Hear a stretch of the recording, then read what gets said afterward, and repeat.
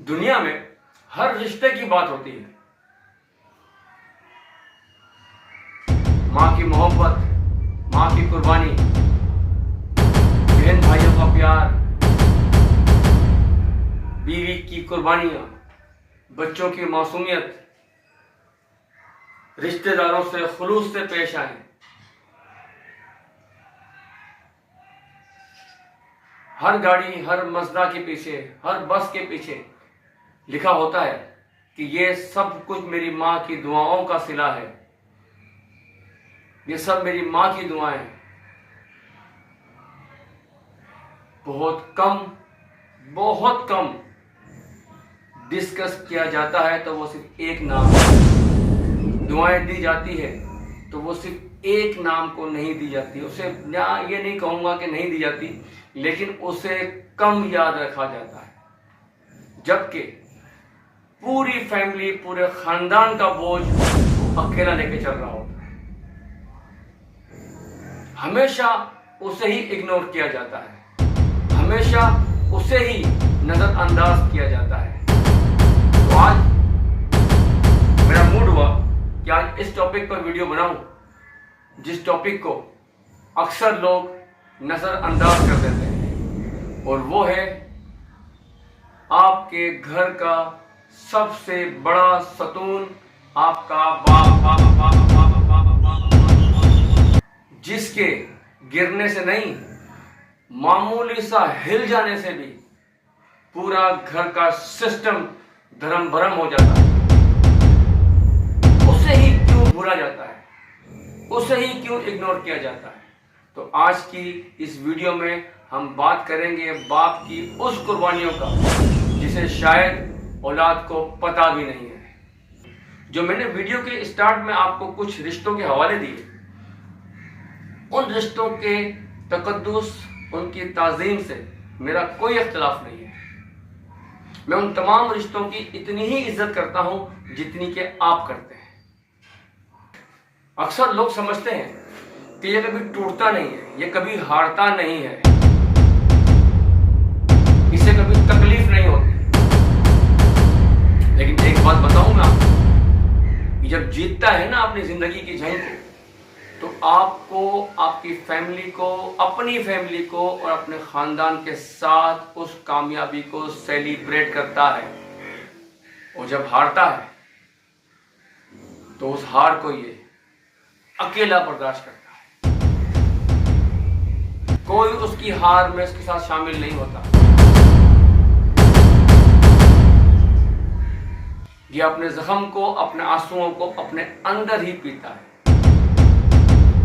क्यों? कि उसे पता है कि अगर मैंने हार मानकर अपने आप को ढीला छोड़ दिया तो मैं और मजीद गहराई में और दुखों में और गम की दुनिया में डूब जाऊंगा। इसलिए वो जिंदगी भर जंग लड़ता है। वो आपके घर का, आपके खानदान का वो जंगजू, वो कमांडर है जिसे अपनी जिंदगी की ये जंग हर हालत में लड़नी है और हर हालत में वो जंग जीतनी है। जितनी बार वो हारता है उतनी ही बार वो खड़ा होता है और लड़ता है, और अपनी जिंदगी की आखिरी सांस तक वो जंग वो अकेला लड़ रहा होता है। कभी आपके वालिद साहब सोने के लिए कमरे में जाए ना, तो खामोशी से उनके कमरे में जाना और उनके चेहरे की तरफ गौर से देखना, उनके माथे को, उनके माथे पर पड़ी हुई गहरी लकीरें, ये वो लकीरें हैं जो वक्त से पहले पड़ गए। उनके बालों को देखना, वो सफेद बाल जो वक्त से पहले आ गए। उनकी आंखों के नीचे काले गड्ढों को देखना जो वक्त से बहुत पहले पड़ गए। जब वो सोया हुआ हो ना, तब भी उसके चेहरे को देखना, सोते हुए भी उसके चेहरे पर परेशानी तुम्हें साफ साफ दिख रही होगी।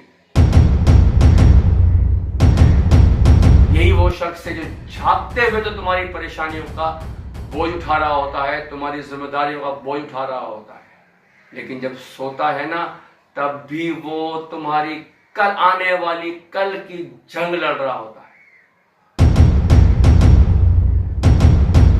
एक जंग लड़ के आया हुआ होता है परेशानी में। जब सोता है इंसान सुकून से सोता है, इंसान सुकून और चैन लेने के लिए सोता है, लेकिन वो सिर्फ और सिर्फ सोता है तुम्हारी कल की जंग लड़ने के लिए। ये बात मैं आपको दावे से कह रहा हूं, यूट्यूब पर बहुत कम लोग इस जुमले को यूज करते हैं और तुम्हें लगेगा कि यही वो शख्स है जिसने सारे जमाने को अपने कंधे पे अकेले उठाया हुआ है। तुम्हारे खानदान की तमाम लोगों की जिम्मेदारियों को इस शख्स ने अकेले कंधे पे उठाया। हमारे माँ बाप तमाम जिम्मेदारी उठाने के बावजूद भी खुश है। वो खुश नहीं होता, वो खुश आपको नजर आ रहा होता है। उसकी खुशी उसके चेहरे पर जब जाहिर होती है जब वो अंदर से टूट रहा होता है। बीवी बीमार हो जाए, बच्चे बीमार हो जाए तो वो भाग रहा होता है पागलों की तरह। बीवी बच्चे नाराज हो जाए तो सबसे पहले मनाने वो आता है। और सबसे गहरी और भारी बात, माँ बाप अगर उसके बीमार हो जाए तो वो इतना परेशान हो जाता है कि उसे लगता है कि उसके पास से कोई बहुत बड़ा खजाना, उसके हाथ से वो खजाना जाने वाला। वो इतना परेशान हो जाता है। खानदान में कोई प्रॉब्लम आ जाए तो वो परेशान होता है। कौन सा ऐसा लम्हा है, कौन सा ऐसा वक्त है जो मुझे आप बताएं जो वो सांस सुकून से लेता हूं, परेशान ना होता।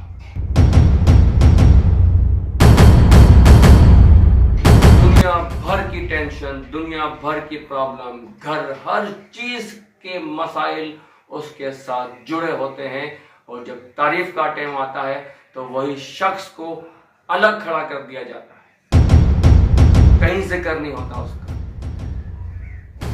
और हाँ, कभी वो अंदर से बहुत ज्यादा टूट जाता है और बहुत ज्यादा परेशान हो जाता है ना, और उसका दिल करता है रोने का कि आज वो भी रो ले, अपना दिल का बोझ हल्का कर ले, तो वो कमरा बंद करता है, अंधेरा करता है, उस अंधेरे में बैठकर जी भर के वो रो लेता है।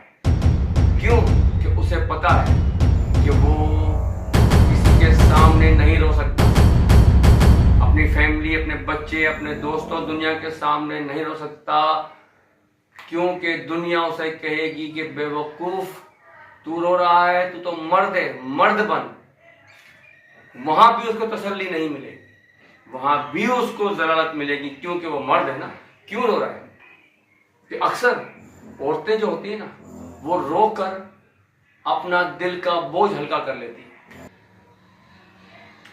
और मर्द रोता नहीं है, बर्दाश्त करता है।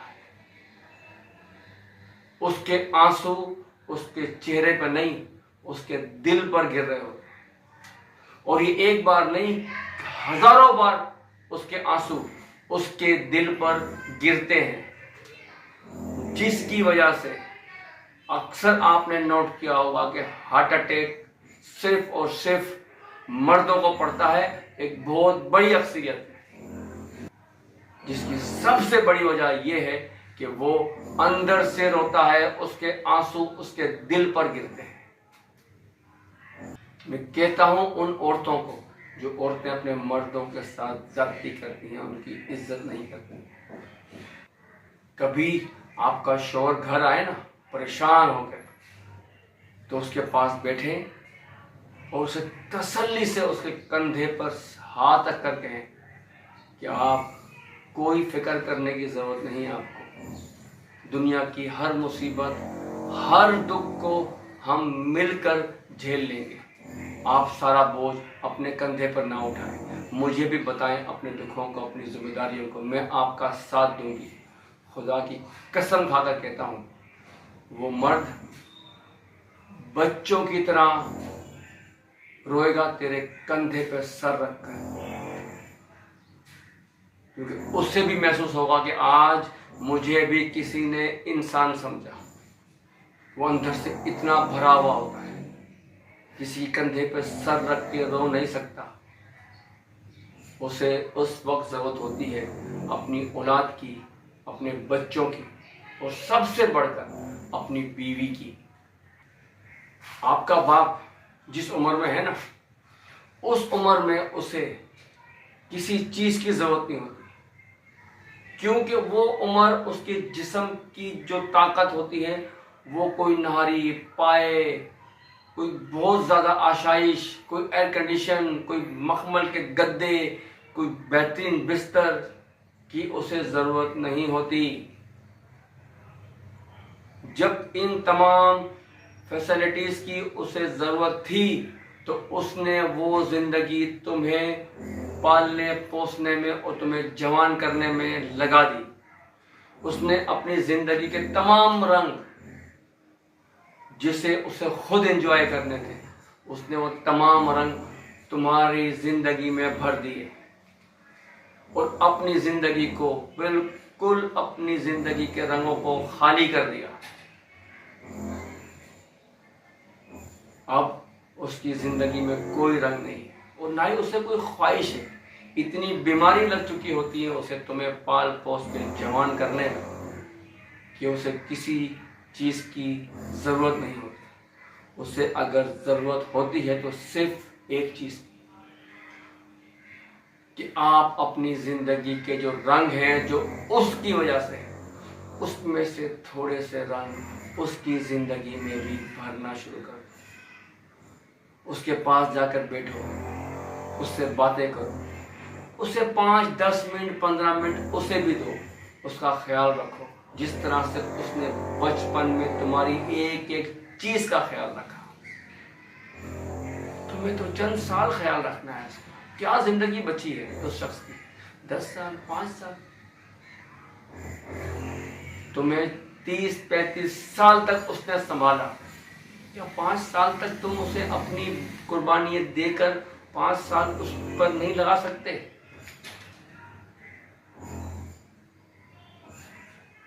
ख्याल रखें अपने बाप का, क्योंकि वो तुम्हारे घर का बादशाह है, कमांडर है। उसने एक जिंदगी गुजारी है इस कमांड को भरपूर तरीके से निभाने के लिए।